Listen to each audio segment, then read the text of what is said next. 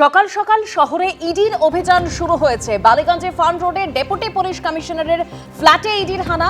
Deputy police কমিশনারের farm রোডের আরও একটি ঠিকানায় ইডির তল্লাশি অভিযান চলছে। ভোর 4টে নাগাদ সিজিও কমপ্লেক্স থেকে রওনা দেয় ইডির টিম। কেন্দ্রীয় বাহিনীকে সঙ্গে নিয়ে ইডির এই অভিযান শুরু হয়েছে এবং সকাল 6টার আগে শান্তনু সিনহা বিশ্বাসের বাড়িতে ইডির এই অভিযান। আমরা বলি একতলা। কার ঘর? শান্তনু আছেন উনি বাড়িতে? না, উনি বাড়িতে নেই, কে আছে? ওনার স্ত্রী আছে।